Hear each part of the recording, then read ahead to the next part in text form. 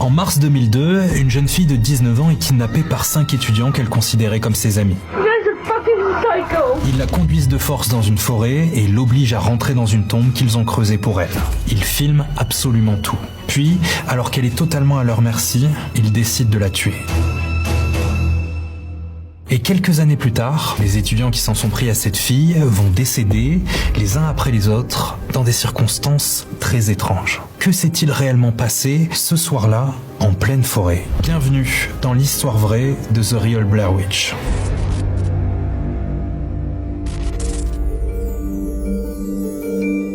Tout commence en 2002. Danielle Taylor est une serveuse de 19 ans qui vit à Flint, une petite ville des États-Unis. Un jour, sur son lieu de travail, elle fait la rencontre de Travis, un étudiant de son âge. Ils bavardent un petit peu, font connaissance. Travis trouve que le courant passe bien entre eux et décide d'inviter Danielle chez lui pour la présenter à son groupe d'amis. C'est comme ça que Danielle fait rapidement la connaissance de John, Derek, James et Christina. Le feeling passe bien et petit à petit, ils vont se voir régulièrement pendant plusieurs semaines. Et à chaque fois qu'ils se voient, Danielle en apprend un peu plus sur eux. Elle découvre qu'ils sont tous fans de films d'horreur et qu'ils tournent souvent des trucs avec une petite caméra amateur. Et d'ailleurs, ils ont un gros projet, tourner un film d'horreur. Pour que vous compreniez bien, il faut que je fasse une petite parenthèse pour vous parler d'un film d'horreur qui a marqué son époque. Il s'appelle Le Projet Blair Witch. Le film raconte l'histoire d'étudiants en école de cinéma qui décident de se rendre dans une forêt pour tourner un documentaire sur la sorcière de Blair. Et comme vous pouvez vous en douter, c'est un film d'horreur qui va très mal se finir. En soi, le scénario du film n'a rien d'exceptionnel. C'est pas pour ça que le film marque les gens, c'est pour la façon dont il a été tourné. Pour donner un aspect ultra réaliste, le film Projet Blair Witch a été tourné uniquement en caméra embarquée. Ça veut dire que c'est les personnages du film qui tiennent la caméra. Les créateurs font croire qu'il s'agit d'un documentaire, mais c'est faux. C'est un film, tout le monde est en train de jouer la comédie. Mais vu que c'est mal filmé, ça semble vrai. Et ça donne au spectateur l'impression que ce qu'il regarde est vraiment arrivé. Alors évidemment, le film fait énormément parler de lui. Et il donne même naissance à un nouveau genre de film d'horreur qu'on appelle le fan footage. Si vous regardez mes fictions, c'est exactement ce qu'on fait avec Thibaut. C'est lui qui tient la caméra pour donner un aspect réaliste où on vit des aventures, mais c'est de la fiction. Mais revenons-en à notre groupe d'amis. Travis et ses potes sont des grands fans de films d'horreur. Ils ont évidemment vu Projet Blair Witch et ils ont adoré. Ils ont même tellement aimé qu'ils ont envie, eux aussi, de créer leur propre film d'horreur. Dans la vraie vie. Le groupe va y réfléchir pendant un long moment et c'est le 6 mars 2002 qu'ils décident de passer à l'acte.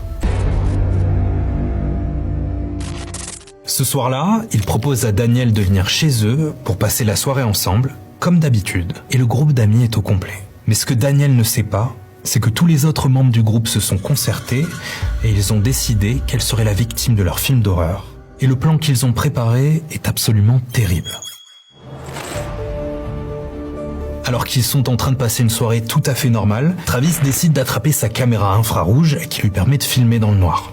Il éteint la lumière et filme ses amis un petit peu au hasard. Sauf que très vite, on voit qu'il se concentre sur Danielle. Et il commence même à lui poser des questions un petit peu bizarres.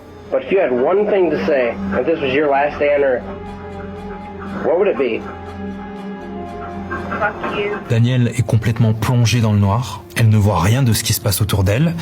Puis, elle sent la présence de quelqu'un dans son dos. Et ça la fait paniquer.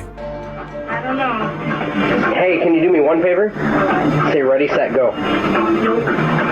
Fine, then I'll say it. Ready?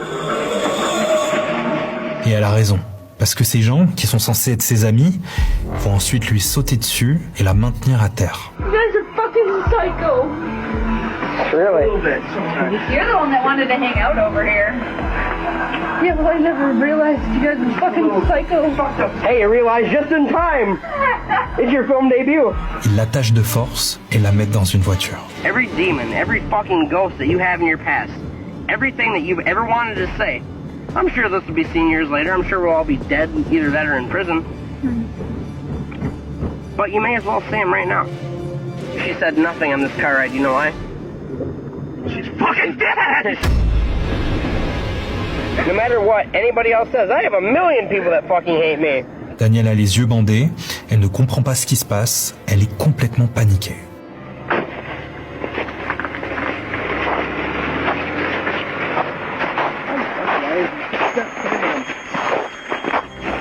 Ils l'emmènent dans une forêt où ils ont creusé un trou dans lequel ils vont la placer de force pour l'enterrer vivante.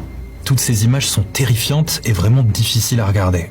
Danielle semble complètement démunie, elle a aucun moyen de se défendre et semble avoir compris qu'elle est en train de vivre ses derniers instants, filmés par ce groupe qu'elle considérait comme ses amis.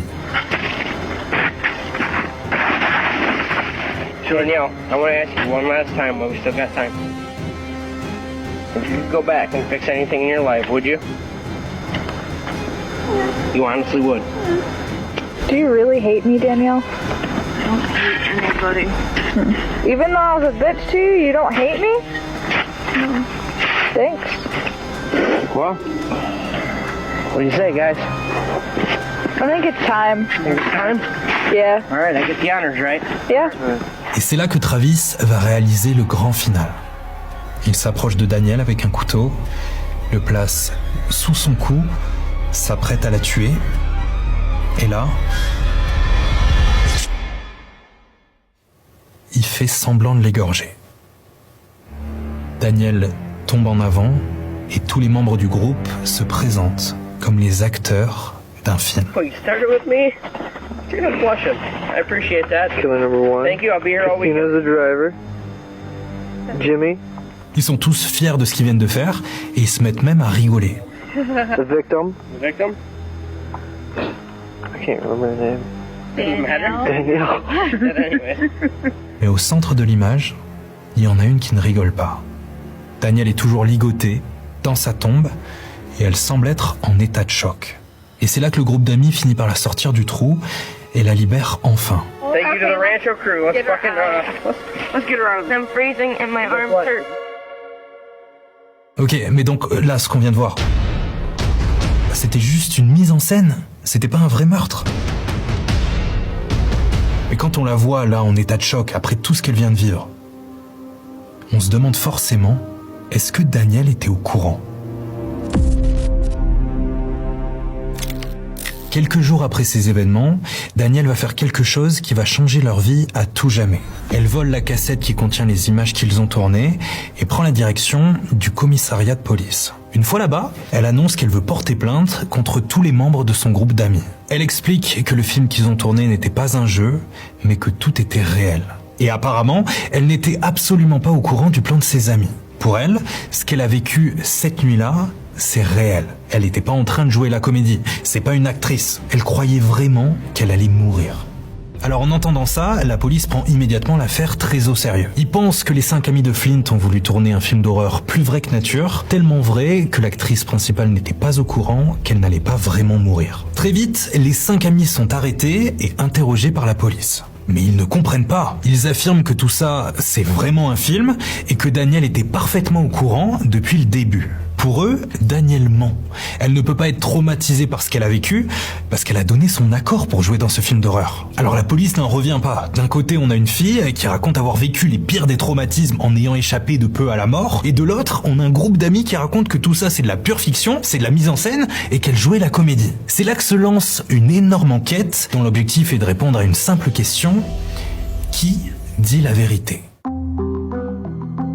Les accusations que porte Danielle envers le groupe d'amis sont très graves, et la police prend ça très au sérieux. You solemnly swear the testimony about the given the cause now pending is the truth, so help you God. I do. Okay, please watch your step, be seated, and spell your last name for the court reporter. T-A-Y-L-O-R. And your full name for the record, please? Danielle Nicole Taylor. Au tribunal, le groupe d'amis continue d'affirmer que Danielle était au courant et qu'il s'agissait d'un film. Pour eux, tout ce qu'on voit à l'image, c'est de l'acting. Et ils n'avaient jamais l'intention de lui faire du mal. Et elle le savait pertinemment. Qu'est-ce que vous en pensez, vous ? Est-ce que, en voyant ces images, vous vous dites que Danielle était au courant ou non ? I survived, and I'm freezing, and my arms hurt. If you move anymore, I swear to God, I'm using a blade to do this. All right? Honnêtement, c'est dur à dire. Mais à ce moment-là, ils sont 5 amis à affirmer la même version de l'histoire, et franchement, elle tient vraiment la route. Sauf qu'au tribunal, lorsque les images sont diffusées, les jurés ne sont pas du tout du même avis. Pour eux, les images sont tellement choquantes et dures à regarder qu'ils croient dur comme fer la version de Danielle. Pour eux, elle ne ment pas et elle pensait vraiment mourir cette nuit-là. Et ça se voit dans ses yeux. Et puis, Danielle n'est pas du tout actrice, et pourtant là, elle joue quand même parfaitement bien. Alors pour eux, c'est Danielle qui dit la vérité, pas le groupe d'amis. Quite frankly, it was one of the most repulsive, sadistic things I've ever seen in 24 years. And do you remember who else was present on the late evening hours of March 6th? Yes, I do. Christina Lum, Jim Carlisle, Derek Faxlinger, Travis, and John Cockrell. At approximately 11 p.m., we were just hanging out, having fun. We drank a little bit and supposed to just be a little get-together. Ce qu'il faut comprendre, c'est qu'au procès, Danielle semble extrêmement touchée par ce qui lui est arrivé. Et elle est tellement malmenée dans la vidéo qu'il est très facile d'avoir de l'empathie pour elle. Mais attendez, parce que c'est pas réglé pour autant. Parce que les avocats du groupe d'amis, qui sont chargés de les défendre, eux, ils refusent de lâcher l'affaire. Et ils vont analyser la vidéo très attentivement et remarquer des détails un petit peu étranges. Pendant toute la vidéo, Danielle est en effet dans un véritable état de panique. Elle semble vraiment penser qu'elle est en train de vivre ses derniers instants. Pourtant, après qu'elle a été sortie de la tombe, on peut la voir relativement calme, même souriante, et on peut même voir qu'elle est en train de rigoler. Et ça, pour les avocats, ça prouve qu'elle était en train de jouer la comédie. C'est pas possible de sourire après avoir pensé qu'on allait se faire tuer, c'est évident. Well, when I first saw the tape, I was taken aback. I mean, I get the sense right out of the shoot that it was the girl was legitimately scared, and I didn't think that she was faking, and I had to watch it a few times for it to really sink in. Mais Danielle dément. Elle dit qu'elle a agi comme ça pour ne pas énerver ses ravisseurs et que c'est en rien une preuve de son consentement. Bon, donc à ce moment-là, le procès est dans une impasse énorme. Il y a l'opinion de la justice, des avocats et des jurés qui divergent totalement. La justice va donc décider de prendre bien son temps pour être sûr de pas se tromper. Parce que si Danielle dit la vérité, ses 5 amis risquent d'être jugés coupables d'enlèvement et d'agression. Et ils risquent une peine allant jusqu'à 58 ans de prison. Vous imaginez? Je comprends qu'ils prennent pas ça à la légère. Felony assault without intent to harm, that carries up to 4 years. There's conspiracy to the felony assault without intent to harm, that carries up to 4 years. There's kidnapping, that carries 25 years. Then there's conspiracy to kidnapping, which carries 25 years. So altogether, I'm facing 58. Mais tout à coup, on va assister à un énorme retournement de situation.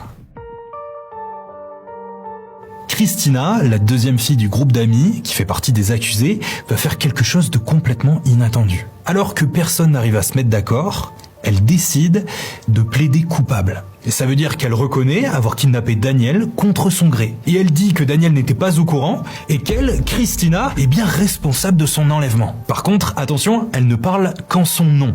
Elle dit « Moi, Christina, je suis responsable de cet enlèvement ». Mais elle dit rien au sujet de ses 4 amis qui, eux, campent sur leur position et continuent de dire totalement l'inverse. Et ça, les amis, ça met encore plus le bazar au tribunal. Parce que si Christina se déclare coupable, c'est en partie pour avoir le droit à une réduction de peine. Pour ceux qui le savent pas, lors d'un procès, si jamais l'accusé simplifie l'enquête en plaidant coupable, il peut passer un petit peu moins de temps derrière les barreaux. Mais est-ce que c'est l'unique raison pour laquelle Christina a fait ça? Ou est-ce que c'est ce procès interminable qui l'aurait fait craquer, la poussant à avouer la vérité?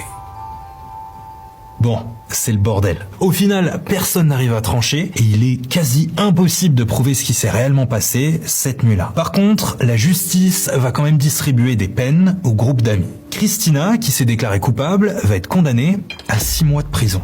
James, 4 mois de prison. Et John et Travis, les plus impliqués dans ce projet, vont être condamnés à 8 mois de prison chacun.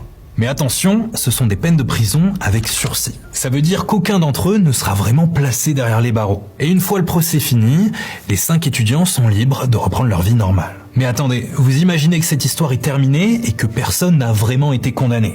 Mais pas du tout. Parce que parmi les 5 amis, 3 d'entre eux vont perdre la vie dans des circonstances